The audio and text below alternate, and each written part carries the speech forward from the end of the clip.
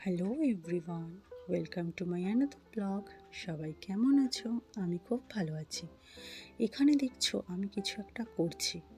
কেউ কি গেস করতে পারছো আমি কি করছি? তাহলে কমেন্টসে লেখো। এটা হচ্ছে গয়না বড়ি, অনেকে নকশা বড়িও বলে থাকে। তো এই বড়ি সাধারণত আমরা শীতকালেই দিয়ে থাকি। তো শীতকাল ছাড়া এই বড়ি হওয়া সম্ভব না। সবাই অনেকে ভাববে কেন? কারণ শীতকালটা শীতের সময় একটু টান থাকে ওয়েদারের মধ্যে। গরমকালে রোদ থাকলেও শীতের সময় টান থাকে বলে এই বড়িটা করা হয়। তো এই বড়িটা তৈরি করার উপকরণ কি সেটা তাহলে জেনে নেওয়া যাক।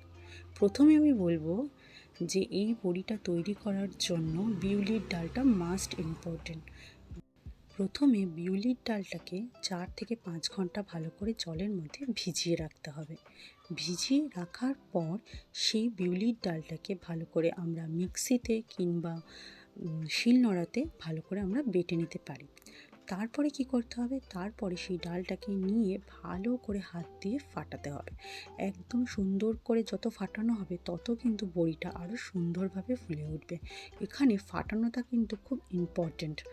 তারপরে কি করতে হবে? তারপরে এটার মধ্যে কালো জিরে অ্যাড করতে হবে। কালো জিরে আর নুন অ্যাড করার পরে আমি কিন্তু এই পুরো ব্যাপারটা আমার মাসির শাশুড়ি আর নিজের শাশুড়ির কাছ থেকে শিখে নিয়েছি। একটা থালার মধ্যে তিল বা পোস্ত সুন্দর করে ছড়াতে হবে। তিল বা পোস্ত যদি আমরা না ছড়াতে পারি তাহলে কিন্তু বড়ি ভালো করে উঠবে না। তো আমি এখানে কি করছি, একটা সুন্দর থালার মধ্যে সুন্দর করে তিল ছড়িয়ে নিয়েছি। এখানে আমি পোস্তটা ব্যবহার করিনি, অনেকে কিন্তু পোস্তটাও ব্যবহার করে। তো তিলটাকে ভালো করে ছড়িয়ে দিয়ে সুন্দর করে নিজের মনের মতো করে আমি ডিজাইন করে নিচ্ছি। কেউ কানের দুল বানাতে পারে, কেউ নেকলেস বানাতে পারে, বিভিন্ন লোক বিভিন্ন রকমের জিনিস দিয়ে কিন্তু ডিজাইন করতে পারে নিজের মনের ইচ্ছা অনুযায়ী। তবে বানানোর একটা নিয়ম আছে। এই জিনিসটা প্যাঁচ দেওয়ার সাথে সাথে এটা যেন একের থেকে আরেকটা যেন ছেড়ে না যায়। এটা যদি ছেড়ে যায় তাহলে এই তিল থেকে বড়ি কিন্তু শুকনোভাবে ভালো করে উঠবে না। দেখুন আমার হাত কিন্তু একেবারে উঠছে না। যেটাকে কমপ্লিট করছি, কমপ্লিট করার পর একটা কাঠি নিয়ে সেটাকে কেটে দিয়ে বাদ দিয়ে দিচ্ছি, নাহলে কিন্তু এটা একবারই পরিপূর্ণভাবে উঠবে না। তারপরে এরকমভাবে সুন্দর সুন্দর করে নকশা বানিয়ে একের পর এক এই থালাগুলোকে দিয়ে আমরা কি করতে হবে? রোদের মধ্যে শুকোতে দিতে হবে। দেখুন যতটা সুন্দর করে আপনি বানাবেন বড়ির কিন্তু আকার ততটা সুন্দর হবে। কিছু জায়গায় অনেক মানুষ একসাথে বসে অনেকটা করে গয়না বড়ি তৈরি করে, যেটা কিনা ক্ষুদ্র কুটির শিল্পের মধ্যে পড়ে। অনেক মেয়ে বউরা আছে যে এগুলোকে বিজনেস করে তাদের টাকা ইনকাম করে। এটাও কিন্তু সত্যি খুব ভালো জিনিস বলুন।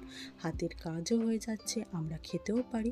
হ্যাঁ হ্যাঁ হ্যাঁ, খাওয়ার কথা থেকে মনে পড়ে গেল, এই বড়িটা আমরা কিভাবে খাবো।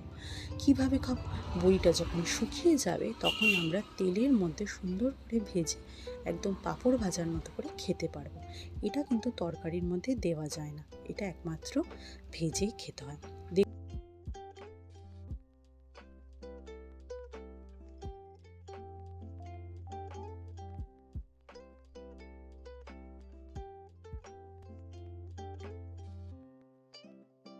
একটা মজার জিনিস দেখুন, আমাদের বড়ি বানানো দেখে পুটুও কিন্তু বিধিতা বড়ি বানাতে বসে পড়লো। বললো দাও আমিও একটু করি।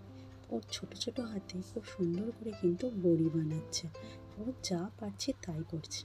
বাচ্চার শেখার আগ্রহটা থাকলে বাচ্চাকে শেখানো যে কোনো জিনিসই খুব সহজ হয়ে যায়।